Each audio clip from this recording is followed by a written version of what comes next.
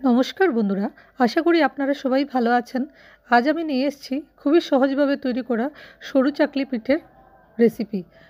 তো পিঠাটা কিভাবে আমি তৈরি করছি দেখে নিন। আর আমার চ্যানেলে নতুন হয়ে থাকলে চ্যানেলটি সাবস্ক্রাইব করে আমার পাশে থাকবেন। আর আমার নতুন বন্ধু পুরনো বন্ধুদের সবাইকে জানাই আমার পাশে থাকার জন্য অসংখ্য ধন্যবাদ। তো চলুন রেসিপিটা কিভাবে করছি দেখে নিন। আর রেসিপি শুরুর প্রথমে যদি ভালো লাগে একটা লাইক করে দেবেন আর রেসিপিটা সম্পূর্ণ দেখবেন। এখানে আমি গোবিন্দভোগ 2 কাপ চাল আমি সারা রাত এটা আমি ভিজিয়ে রেখেছিলাম। আপনারা 3-4 ঘন্টা ভিজিয়ে রাখলেই হবে। এটা দিয়ে দিলাম একটা গ্রাইন্ডারে। আপনারা চাইলে এটাতে বিউলির ডাল ভিজিয়েও দিতে পারেন। আজ আমি ডাল ছাড়াই করে দেখাবো। চালটা প্রথমে আমি একটু পেস্ট করে নিয়েছি। এখন দিয়ে দিলাম হাফ বাটি সুজি। সুজি দিয়ে আরেকটু জল দিয়ে আমি এটাকে আবার আরেকটু পেস্ট করে নেব।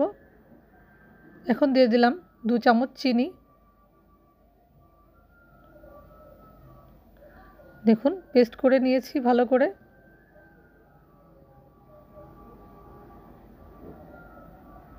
এখন একটা পাত্রে আমি এটা ঢেলে দিলাম।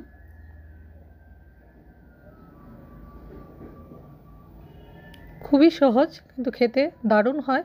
দিয়ে দিলাম হাফ চামচ নুন আর দিয়ে দিলাম বেশ কিছুটা নারকেল কোড়া। ভালো করে মিক্স করে নেব, ভালো করে ফেটিয়ে নেব এটা।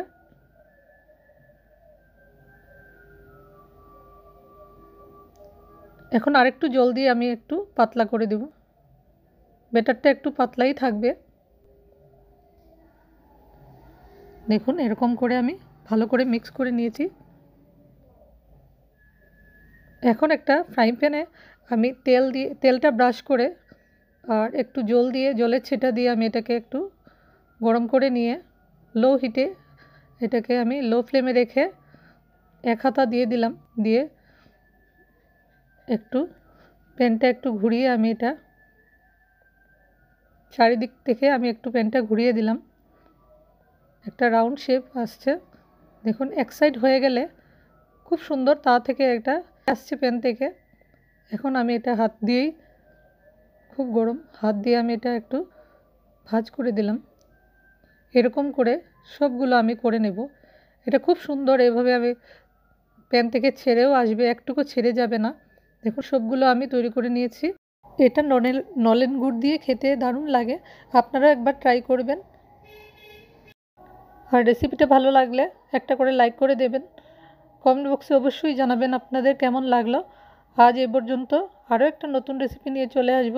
ভালো থাকবেন, সুস্থ থাকবেন।